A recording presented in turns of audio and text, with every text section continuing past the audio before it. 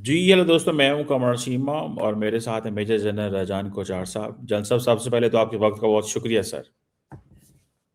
धन्यवाद डॉक्टर चीमा साहब, always a pleasure. Thank you very much sir.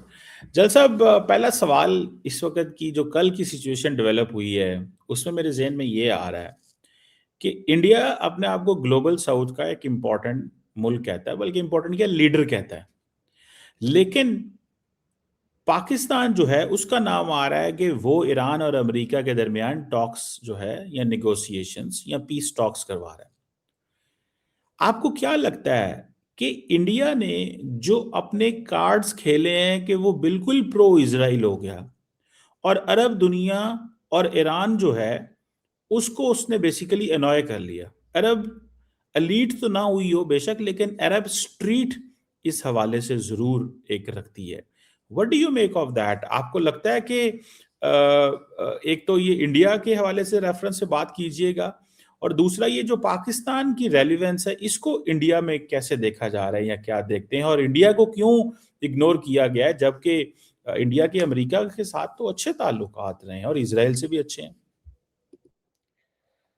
देखिए, सबसे पहले तो पहली बार आई थिंक पाकिस्तान कोई अच्छा काम कर रहा है, पीस करा रहा है। तो ये आपको मुबारक हो उसके लिए। और और आई होप के ये जो न्यूज़ है ये कोई अफवाह नहीं है, कोई ऐसी नहीं है। बिकॉज प्रॉब्लम बताऊं क्या आ रही है। प्रॉब्लम ये आ रही है कि ईरान की तरफ से ट्रम्प ने बोला कि 5 दिन का हमने लड़ाई रोक दी है। और और होपफुली 2-3 दिन में इसका एक परमानेंट सॉल्यूशन सामने आएगा। अब इसको ईरान ने डिनाई किया है कि ऐसी कोई बातचीत चल रही है, ऐसी कोई डेलिब्रेशंस हो रही है। और आज मुश्तबा खोमेनी की स्टेटमेंट आई है कि हम नेगोशिएशन वेलकम करेंगे। तो क्लैरिटी नहीं है सब्जेक्ट पे, इन द सेंस के मीडिया में रिपोर्ट्स आई हैं कि आपका टर्की, इजिप्ट और पाकिस्तान तीनों शामिल हैं इस पीस नेगोशिएशंस में। और एक रिपोर्ट ये भी आ रही है मीडिया में कि इस्लामाबाद में ये मीटिंग होगी, इसमें वाइस प्रेसिडेंट वांस आएंगे, स्टीव विटकॉक आएंगे, इस टाइप की इसको बातें चल रही है। और पर डेफिनेटली इसको इजराइल की तरफ से कोई स्टेटमेंट नहीं है। और इजराइल ने भी कल रात को, बल्कि ये ट्रम्प के अनाउंसमेंट के बाद कल रात को ईरान ने हमला किया। और खास तौर पे जो सेंट्रल इसको इजराइल के शहरों पे, और काफ़ी सुनने में आया कि तबाही हुई है वहाँ पे। काफ़ी बम वगैरह और इसको मिसाइल्स वगैरह निकल गए हैं, उनका आयरन डोम वगैरह उनको रोक नहीं पाया है। तो इसकी लड़ाई में क्या होता है चीबा साहब कि एक फॉग ऑफ वॉर में हम जो बोलते हैं, बहुत सारी ऐसी चीज़ें, स्टेटमेंट्स वगैरह ऐसी चीज़ें आती हैं जिनको अभी हम पूरी तरीके से corroboration में नहीं इसको लेके आ सकते। तो हमारा जो ये जो एनालिसिस है वो थोड़ा अधूरा रहता है, बिकॉज डेफिनेट फैक्ट्स अभी तक सामने नहीं है। या तो कोई जॉइंट स्टेटमेंट आती है इजराइल की और अमेरिका की, जॉइंट स्टेटमेंट आती है। अब आप ये देखिए इजराइल में क्या हो रहा है, वहाँ लेबनान बॉर्डर पे क्या हो रहा है। एक आर्मर्ड डिवीजन और एक इन्फेंट्री डिवीजन नेतन्याहू ने मोबिलाइज कर दिए लेबनान में, अंदर घुस चुके हैं ये लोग। और ये मकसद ये है कि लितानी बॉर्डर के साउथ अपना पूरा एरिया को वो अब कैप्चर करना चाहते हैं। वहाँ पे जो एक बफर जोन उसको बना रखी, यूएन का भी जो उसको निगरानी में है वो एरिया। अभी वो एक ऑफेंसिव लॉन्च कर दिया। तो अब ये आपका ऑफेंसिव अगर लॉन्च हो, अगर आपका हो जाता है तो बीच में तो सीज फायर हो नहीं सकती। तो इसको वो लड़ाई तो आपकी जुदा है, वो चलती रहेगी। तो इसके साथ लिंक्ड है जरूर, बिकॉज हजबुल्ला एक प्रॉक्सी है ईरान का। और दूसरा, जो डोनाल्ड ट्रंप की स्टेटमेंट की इमीडिएटली बाद ईरान ने अपना फायर खोल दिया। और इसको इज़राइल भी इसको लगातार फायरिंग कर रहा है, उसको मिसाइल्स अभी ईरान पे गिर भी रही हैं। तो ये एक कंफ्यूजिंग स्टेट में ट्रंप ने पूरे वर्ल्ड को डाल दिया। और जब इस तरीके की कंफ्यूजन होती है तो भारत ऑब्वियसली इसको भारत का कोई इसके ऊपर कमेंट ही नहीं है, because you you we are not sure कि ये स्टेटमेंट जो है ये जॉइंट है या क्या है। तो possibly ministry of external affair थोड़ा इसमें क्लैरिटी भी चाह रहे हैं कि भाई आप अपनी क्लैरिटी अपना बनाओ। और जो आपका ईरान के साथ जो हमारे जो रिलेशंस हैं वो भी इतने स्ट्रॉन्ग विकेट पे नहीं है आज की डेट में। इतना इसलिए आप इसको बोलते हैं ना कि आपको इसको भारत का नाम क्यों नहीं आ रहा, क्या नहीं आ रहा। देखिए, आप जब अपने आप को एक एक एक पर्टिकुलर ब्लॉक के साथ आपकी परसेप्शन हो जाती है, अलाइनमेंट हो जाती है, तो उस प्रकार से फिर आपको वो एक मीडिएटर का रोल भी आपको नजर नहीं आता है। तो इसको मेरा ऐसा लगता है कि दो चीजें मैं इसको सम अप करूंगा, आपकी जो आपका क्वेश्चन है इसको पहले तो अभी क्लैरिटी नहीं है इस रोल में। और दूसरा, Bharat I don't think right now you you in the correct space to act as a mediator. लेकिन जल साहब, आपकी तो हमेशा हमने बात सुनी है मल्टी अलाइनमेंट, लेकिन मल्टी अलाइनमेंट तो फिर कहीं नजर नहीं आ रही। चलें उसके ऊपर भी बात करते हैं, लेकिन जो आपने कहा क्लैरिटी नहीं है, लेकिन एक बात की क्लैरिटी है कि जनरल मुनीर की एंड ट्रंप की फोन पे बात हुई है संडे को। एंड इसको व्हाइट हाउस ने भी कंफर्म किया, रॉयटर्स की भी ये स्टोरी है by the way. On the contrary, जो आपने ईरान की बात की है कि अभी तक वो आया नहीं है, मेरा ख्याल है कि ईरानी इस पे अभी कमेंट नहीं करना चाहते। उसकी वजह यह है कि ईरानी समझते हैं कि हमारा लॉस हुआ हुआ, और उनके तो अभी आयतुल्लाह खामनाई जो उनके फॉर्मर सुप्रीम लीडर थे, उनकी डेड बॉडी भी पड़ी हुई है एंड उन्होंने उनको दफनाया भी नहीं है, बिकॉज दे वांट के जब जंग बंद हो और फिर हम उस वक्त इसको दफनाएं और प्रॉपर एक वो करें जो एक रसूमात वो करना चाहते हैं, because is such a figure जिसने ईरान के सिस्टम और पूरे खत्ते के ऊपर कुछ 40 साल के करीब जो है वो उसने इन्फ्लुएंस किया है, तो उसको इस जंग के बीच में शायद नहीं दफनाना चाहते। लेकिन पाकिस्तान की आपने बात की कि वो इस वक्त अच्छा काम करने जा रहा है, और वो एक चीज़ है, लेकिन आपको नहीं लगता जल साहब, अगर एक मैं सवाल करूं, फॉर क्वाइट सम टाइम, यानी कि प्राइम मिनिस्टर मोदी के 10-12 साल से जब वो पावर में आए हैं, तब से लेके इंडिया के अंदर एक ही चीज रही है कि पाकिस्तान को आइसोलेट करना है डिप्लोमेटिकली, मतलब, और बहुत काम किया गया उसके ऊपर। इवन कि आईएमएफ के ऊपर भी ये कहा गया कि भाई ये जो है इसको पैसे ना दो, इसकी इकोनॉमी ठीक ना हो, मतलब जो भी हमारा, क्योंकि लड़ाई है तो जारी बात है वो हम हर चीज में लड़ रहे हैं। डोंट यू थिंक कि ये जो रेलिवेंस पाकिस्तान की आई है, ये basically what ever India was doing in the last 12-13 years, ये तो उसके हट के आ रही है। मतलब इंडिया अगर हमें आइसोलेट करने जा रहा था तो पाकिस्तान जो है वो मेन स्ट्रीम हो गया। हालांकि हम एक मजबूत इकोनॉमी नहीं है, आप जैसे जैसे भारत एक बड़ी मजबूत इकोनॉमी है, दुनिया सारी भागम भाग इंडिया पहुंच रही है, फ्री ट्रेड एग्रीमेंट करना चाहती है। वो अगले दिन ब्लूमबर्ग ने एक स्टोरी की, उसने कहा कि friends everywhere, leverage nowhere for India. What do you make of that कि पाकिस्तान की इकोनॉमी मजबूत नहीं है लेकिन लिवरेज बिल्ड कर बैठा है, और पाकिस्तान को आइसोलेट करने की भी कोशिश की गई लेकिन आइसोलेट भी नहीं हुआ। What is your analysis as a general, as a thinker, as a strategist, or as an academic, कि जो ये जो एफर्ट की गई, ये कहाँ पे खड़ी है एट दिस जंकर इन 2026, मार्च 2026 में अगर बात की जाए तो? देखिए, जीवा साहब, एक चीज आपको और आपके व्यूअर्स को भी समझनी चाहिए that in world geopolitics nothing is permanent. चीजें बहुत जल्दी बदलती हैं, चेंज होती हैं। तुलसी गेबार्ड की भी स्टेटमेंट आपने सुनी, जिसमें पाकिस्तान का नाम इसको लिया गया था कि Pakistan will be a danger to America in times to come, अगर उसके पास आईसीबीएम की कैपेबिलिटी आ जाए न्यूक्लियर। बिकॉज पास जो इंटेलिजेंस रिपोर्ट्स आ रही हैं अमेरिका के पास, that Pakistan is trying to acquire ये जो ICBM capabilities from China। तो इसको अमेरिका का लॉजिक ये है कि आपके पास ऑलरेडी आप जो आपका मेन एडवर्सरी है वो इंडिया, और आपके पास जो आपकी मैक्सिमम रेंज वाली मिसाइल है, आपकी शाहीन सीरीज और आपके हद सीरीज वगैरह, वो 2750 किलोमीटर तक कवर करती है। तो वो पूरा आपका जो है, आपका इंडिया आपके कवरेज में आ जाता है। तो आपको आईसीबीएम को आपको एक्वायर इस करने की आपकी इंटेंशन क्या है? तो इसको आपकी इंटेंशन तो एक ही हो सकती है कि you want to approach this side.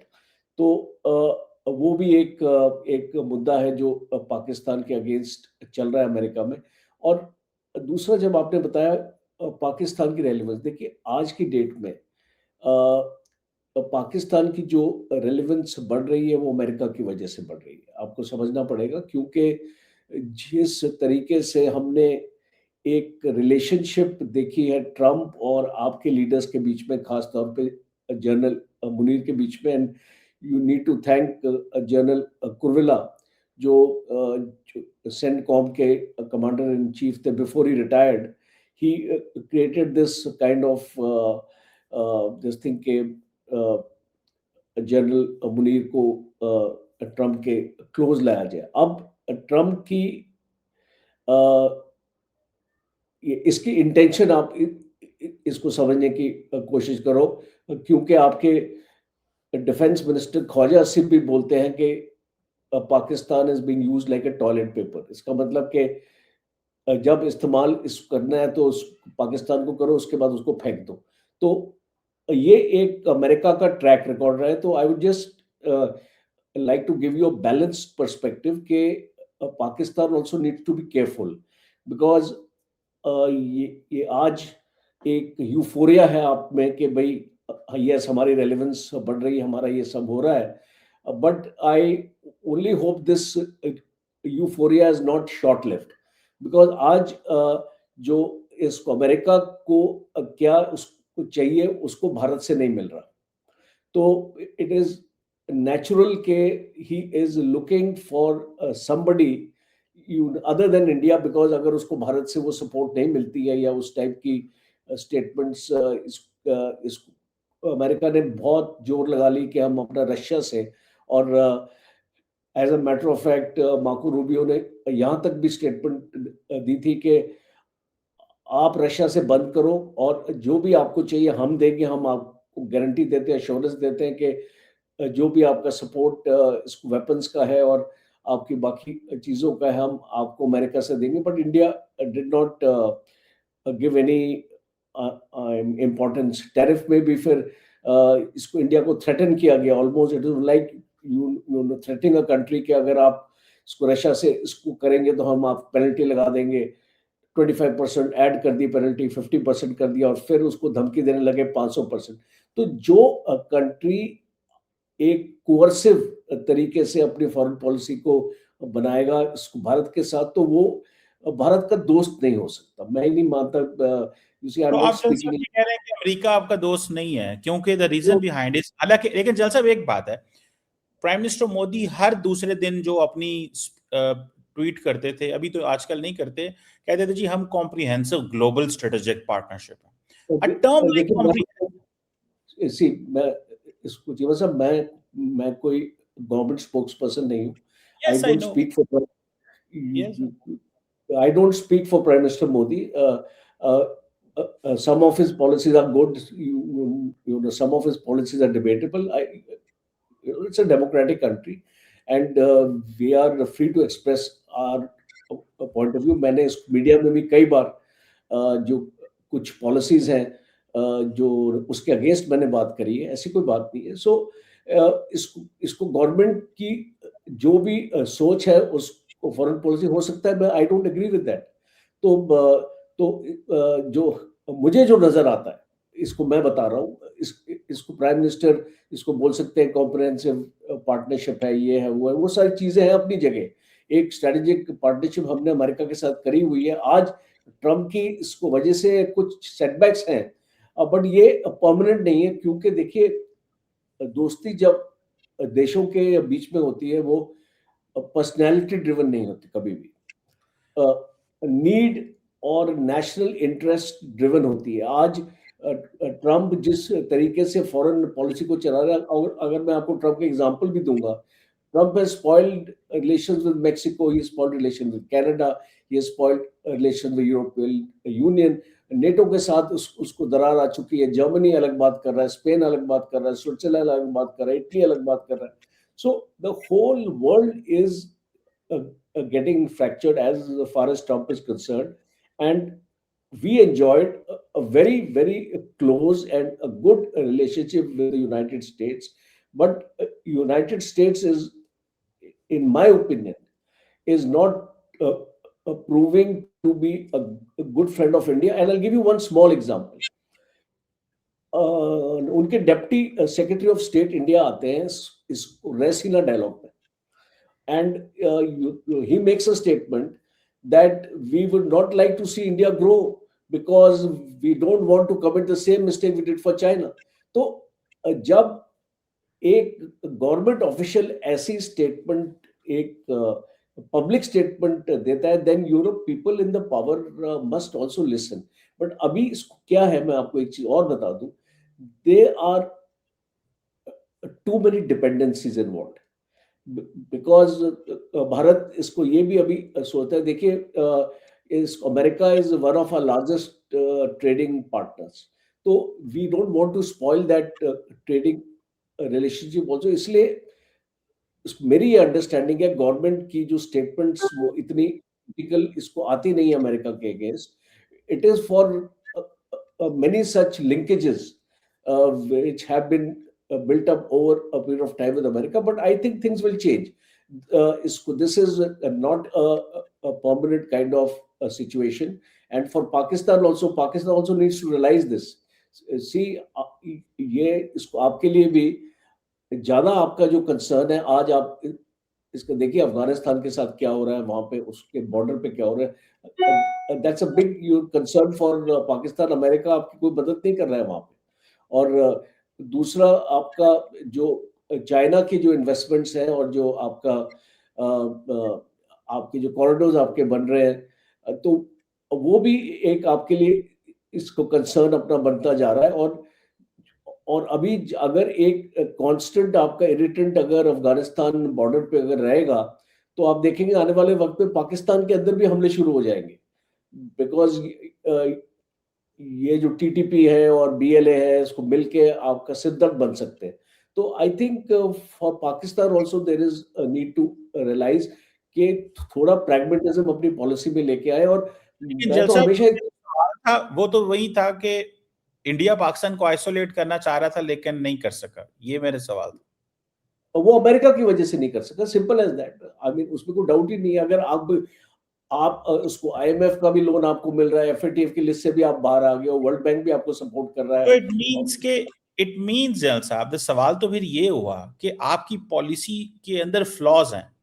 मतलब आपकी पॉलिसी जो है वो ज्यादा जज्बाती है, सेंटिमेंटल है, और वो जो रियलिटी बेस्ड नहीं है. मतलब इट्स ऑल डोमेस्टिक, मतलब ओरिएंटेड पॉलिसी है. इंटरनेशनल एरियाज में, इंटरनेशनल अरीना में क्या हो रहा है, दिस इज वो उससे कोई कनेक्टेड नहीं है. आपकी पॉलिसी है कि डोमेस्टिकली आपको क्या चाहिए, आप उसको देखते हो कि हाँ पाकिस्तान को, क्योंकि domestically you can get some browning points on the political domain, तो दैट मीन्स के बस लगे रहो लगे रहो. ग्लोबल रियलिटी क्या है उससे आप you are not interested to look at that. देखिए, मतलब I just answer question two parts. एक तो ये आपके देश में भी सिमिलर काइंड ऑफ पॉलिसी है कि आप अपने डोमेस्टिक ऑडियंस को अपील करते हैं, कई चीजें आप ऐसे ही बोलते हैं कि आपको उसको बोलनी पड़ती हैं, और वो एक डोमेस्टिक ऑडियंस को प्लीज करने के लिए. It is there in every democratic country, so you can't rule that. And I will, मैं स्ट्रेट अवे नहीं बोल सकता आपको कि ये आप झूठ बोल रहे हो और ये इसमें कोई तथ्य नहीं है. You have to politically, if you are a political government, you are a political person, you have to appeal to your masses के भाई उनके सेंटिमेंट्स को भी रख के सामने. दूसरा, आपने रियलिटी की बात की. This is a reality based assessment. इसको अगर हमने पाकिस्तान को एक आइसोलेट करने की कोशिश करी है। हर एक फोरम में हम इसको कंडेम करते हैं। अफगानिस्तान के ऊपर जब पाकिस्तान ने एयर स्ट्राइक किया काबुल में, हम उस मुद्दे को यूएन में ले गए, हमने उसको कंडेम किया। तो ये it is part of our foreign policy as far as Pakistan is concern, because Pakistan is not a friend of India. जो है आज आप और मैं भी बात करते हैं तो हमारे हमारे अगेंस्ट भी लोग बोलते हैं कि आप इसको चीमा साहब से बात क्यों करते हैं। तो सेंटिमेंट्स हैं ऐसे, और आपके देश में भी सिमिलर काइंड ऑफ सेंटिमेंट्स हैं। तो this is does not mean that this is not reality, actually this is reality. और इसीलिए हम हम देखते हैं आज अमेरिका आपको सपोर्ट कर रहा है। आप देखना, देखिए जल साहब, आपने एक बात की कि जनरल माइकल कोरेला को शुक्रिया अदा करें। आपको लगता है एक 3 स्टार जनरल या 4 स्टार जनरल अमेरिका की 20 साल की पॉलिसी चेंज कर गया इंडिया अमेरिका के ऊपर? मतलब डू यू रियली, में एक हमारे पाकिस्तान के अंदर ना एक सवाल उठता है कि व्हाट हैपेंड, एक्चुअली हुआ क्या है कि अमेरिका जो है उसने जनाब इंडिया से बिल्कुल ही मुंह मोड़ लिया। टैरिफ्स, ये वो, कोई ना कोई जंग की बातें, मैंने सीज फायर कराया, इंडिया मानता नहीं है, जहाज गिरे, इंडिया मानता नहीं है। बल्कि आजकल तो इंडियन मजाक उड़ा रहे हैं ट्रंप का कि भाई तुम्हारे भी जहाज गिरे हैं, तुम हमारे जहाजों की बातें करते थे, तुम्हारे कितने गिरे तुम बताओ। लेकिन जल साहब, 16 आपको गिरे, लगता है जी इस अमेरिका के 16 जहाज गिरे हैं। और जो उनका जो मीडिया है, इसका रॉयटर देख लीजिए, न्यूयॉर्क टाइम देख लीजिए, वॉशिंगटन पोस्ट देखिए, एक भी उसका जिक्र नहीं है कि अमेरिका का एक भी जहाज गिरा है। तो दिस इज वॉर। तो मैं बताता हूँ। बिल्कुल सही है जल साहब, वो दैट्स अ पॉइंट। लेकिन आपको लगता है कि सेंटकॉम चीफ इंडिया पाकिस्तान की पॉलिसी चेंज कर गया? 20 साल की जो एक अमेरिका की पॉलिसी थी ऑन इंडिया, एक सेंटकॉम चीफ जाते जाते मुनीर साहब ने उसके कान में फूंक मारी कि पायन कुरेला यार ये कर जो जाते जाते, मतलब do you really buy this theory कि वो कर गए, या कि आपको आई लगता है, और दिस मैं सवाल कंप्लीट कर थ्योरी। लूं, या कि आपको हाँ लगता है, या कि आपको ये लगता है कि बेसिकली, आज मैं आपको इंटरेस्टिंग बात बताऊं, आज मैं भी सुन रहा था उसको, फरीद जकरिया का। उसने कहा यार आप क्या कर रहे हो अमेरिका के अंदर, मतलब इंडिया सबसे बड़ा मैन्युफैक्चरर है स्मार्टफोन्स का अब, ठीक है, और आप क्या बेवकूफी कर रहे हो, आप इंडिया से पीछे हट रहे हो और पाकिस्तान के पास जा रहे हो। पाकिस्तान का तो बुरे हालात हैं, वो तो मिलिट्री वहां पर चलाती है निजाम, और वहां पे तो ईज ऑफ डूइंग बिजनेस है ही नहीं है। तो मतलब अब अमेरिका के अंदर फरीद जकरिया को इंगेज किया गया है कि तुम जरा बातचीत करो इंडिया के बारे में। द पॉइंट इज, ये इस हिसाब से लॉबिंग करनी पड़ रही है। और मेरा पर्सनल एनालिसिस तो ये था कि प्राइम मिनिस्टर मोदी जब इजराइल गए थे, तो he went to Israel to approach the Israeli lobby in America. वो नेतन्याहू के वॉर क्राइम्स के ऊपर स्टैंप लगाने नहीं गए थे, लेकिन मजबूरन लग गई, जो भी उसने जो कुछ गजा में किया था। बट द क्वेश्चन इज कि आपको लगता है कि एक 4 स्टार जनरल माइकल कोरेला पाकिस्तान और इंडिया की पॉलिसी और साउथ एशिया की पॉलिसी चेंज करके चला गया? देखिए, लगता नहीं है, ये फैक्ट है और ये इसको हुआ है। You see there are many things which work behind the scene. अब पूरी इंफॉर्मेशन तो आपके पास भी नहीं है, मेरे पास भी नहीं है, ये कैसे हुआ। प्रोसेस होता है, somebody starts the process, it actually builds up on, और फिर बातचीत होती है। आप 5 चीजें पाकिस्तान को बोलते हो कि आप ये करने के लिए तैयार है हमारे लिए, पाकिस्तान बोलता है हाँ हम इसको करने के लिए तैयार है। तो slowly you build up that trust and confidence with each other. इसीलिए आप इसको बोल रहे, डोनाल्ड ट्रंप ने फोन किया जनरल मुनीर को। अब उसका मतलब क्या जनरल मुनीर को फोन करने का, when your prime minister Shahbaz Sharif is here? तो इसको शहबाज शरीफ के साथ कॉन्टैक्ट करो, because he is the elected leader of Pakistan. Munir is not the elected leader of Pakistan, but वो उसको मुनीर से क्यों नेगोशिएट कर रहा है? Because he knows that power centres Pakistan में कैसे चलते हैं। आपको भी पता है, हमको भी पता है, एवरीबडी नोज कि इसको कैसे डिसीजन मेकिंग होती है पाकिस्तान में। तो and throughout these years अगर आप इसको देखें, and you I been closely following, जितने भी आपके चीफ्स हैं जो भी उसको बने, दे हैव पॉलिटिशियंस का कोई भी रिलेशन हो यूएस गवर्नमेंट के साथ, कभी अच्छा होता है कभी बुरा होता है, ये आपके फौजीज का हमेशा कांस्टेंट रहा है, because they have been together in Afghanistan 20 years, they have work together. जो एक यंग कैप्टन था, ये आज वो जनरल है, पाकिस्तान आर्मी में भी और अमेरिकन आर्मी में भी। और जो एसोसिएशन आपकी इतने सालों के साथ बिल्डअप हो जाती है, उसका फायदा तो होता ही है। सो इसको it is goes beyond doubt that. और फिर आप इसको डोनाल्ड ट्रंप को देखिए, अगर और कोई प्रेसिडेंट होता ना तो मैं ये चीज आपकी आर्गुमेंट मान लेता, but seeing Donald Trump as a person, a transactional kind of a president who is looking कि मैं इसको अमेरिका का फायदा कैसे करूं।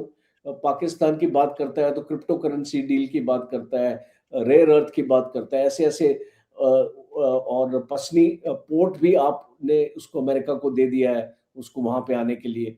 तो अब वो अपने इसको फायदे देखता है। बगराम एयरपोर्ट पे उसको एंट्री मिली नहीं, उसको श्रीलंका ने भी एंट्री बंद कर दी है, उसने बोला कि हम नहीं अपना जो आपको यूज करने देंगे।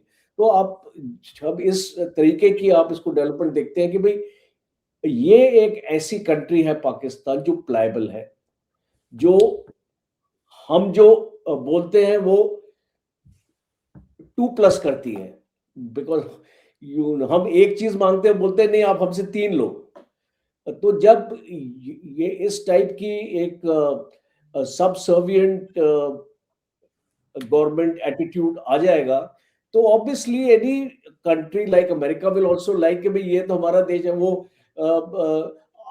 ये आपके शहबाज शरीफ को आपको पीस बोर्ड में भी आपने अपने आप को जोड़ लिया है, उसमें गजा के इस पीस बोर्ड में भी आप चले गए। तो आप और उधर जाके आप इसको ट्रम्प की वो कर रहे हैं कि ही is the best leader and ये वो बाकी लोग हंस रहे हैं। लेकिन तो जैन साहब, आपका अगर मैं इसी बात पे थोड़ा सा करूं, लेकिन बड़ी इंटरेस्टिंग बात आप कह रहे हैं जैन साहब। जब आप अमेरिका के कहने पे तेल लेते हैं और फिर अमेरिका के कहने पे मना हो जाते हैं, और जब अमेरिका का कॉमर्स सेक्रेटरी दुनिया के सामने ये कहे कि हमने इंडिया को अलाउ कर दिया है कि जाओ जाके रशिया से 1 महीना तेल ले लो। चलो, मैं तो एक छोटा मुल्क हूं, मेरी तो, मैं एक जरा आप सवाल कर लूं जैन साहब, सवाल कर लो हाँ ना, कर लो। आप फिर जो हाँ मर्जी बोलिएगा।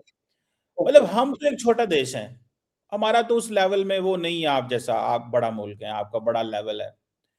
हम तो ठीक है, दुनिया के मुल्कों के साथ मैनेज करना पड़ता है हमें, इकोनॉमी है, मसले मसाइल हैं। आप तो स्ट्रेटेजिक इकोनॉमी में बिलीव करते हैं। तो अगर 1.4 बिलियन का प्राइम मिनिस्टर ट्रंप के इशारों पे चलता है और कहता है तेल लो और अब तेल नहीं लेना, तो जल सब मुझे तो अलाउ कर दे, फिर मैं, अगर मुझे फोन आ जाए मैं थोड़ी बहुत सुन लिया करूं। अगर आपका ये हाल है कि आपके अगर इतने अरबों 600-700 अरब डॉलर के रिजर्व पड़े हैं, 4 ट्रिलियन डॉलर की आपकी इकोनॉमी है, मैं तो आईएमएफ प्रोग्राम पे चलता हूं, मेरे तो इतने रिजर्व भी कोई नहीं है, तो मुझे तो अलाउ कर देना फिर अमेरिका की सुनने पे, जब आपको सुननी पड़ रही है जल साहब। नहीं नहीं नहीं नहीं, हम तो कोई आपको अलाउ हम तो इसको आपको अलाउ करना डिसअलाउ करना इसको भारत के हाथ में थोड़ी है। तो वो तो आप ही के हाथ में, और आप तो अपने आप को अलाउ कर रहे हैं, तो हम क्या कर सकते हैं उसको। अच्छा, दूसरा एक चीज आप बताइए, ये जो परमिशन की बात है ना, ये अमेरिका ने इस भारत के लिए अलग से नहीं है ये। It was a blanket kind of a thing, because ये अमेरिका की जरूरत थी, बिकॉज अमेरिका भी जानता था कि ऑयल के प्राइसेस बढ़ जाएंगे, उसका फायदा उसको ईरान को होगा, इसको रशिया को होगा। और अमेरिका इसको नहीं चाहता था कि रशिया को फायदा हो। और जो इस प्रकार से अमेरिका ने, और ये खाली भारत के लिए नहीं बोला उसने, सबके लिए बोला है कि हमने जहां जहां पे सैंक्शन लगाए हुए, जो भी देश हैं जिनके ऊपर लगे हुए वो उसको ले सकते हैं, इंक्लूडिंग इंडिया। तो वो कोई इंडिया स्पेसिफिक नहीं था। और दूसरा मैं आपकी जानकारी के लिए भी बता दूं कि हमने रशिया से ऑयल लेना बंद नहीं किया था। और अगर आप समझते हैं कि उसको बंद हो गया था, नहीं, वो उसको बंद नहीं होता। I got statistic to tell you that जब सैंक्शन ऑलरेडी लग चुके थे, सब कुछ इन मोशन था, तब भी भारत रशिया से 1.1 billion barrels per day oil हमारा आ रहा था। तो इसको ये मतलब नहीं है कि हमने टोटली हमने बंद कर दिया। There was a reduction, in oil. To that extent I can agree with you कि जो पहले का लेवल था उस लेवल पे इसलिए रिड्यूस किया। देखो, इसको America was trying to pressurise our oil companies, और हमारी एक ऑयल कंपनी पे अमेरिका ने सैंक्शन लगा दिए थे। तो इसीलिए we had to, government to government, जो हमारी गवर्नमेंट कंपनीज जो इनके साथ डील करती है उनमें कोई गिरावट नहीं आई, but private oil companies, Reliance जैसे हो गई, एक और जो कंपनी है उसका नाम मुझे अभी याद नहीं आ रहा है, वो डेफिनेटली उन्होंने अपना ऑयल इस कम कर दिया था इसको अमेरिका से, for fear of being arm twisted by America, because after all America is controlling world economy today. You have to accept that fact. और इसीलिए हमको जो थोड़ा इसमें इसको अकोमोडेशन हमको करनी पड़ी। और एक इम्पॉर्टेंट एस्पेक्ट यहाँ पे भी है कि हमने अपने रशियन फ्रेंड्स को सारी सिचुएशन हमने उनको समझाई थी कि we are going through this situation, we will have to reduce this. और and you see the magnanimity of the Russians, they accepted it. And today also, जब ट्रंप ने इसको बोला कि भाई ये सैंक्शंस आप इसको 1 महीने के लिए नहीं है, तो इसको रशिया ने भी स्टेटमेंट दिया इंडिया को कि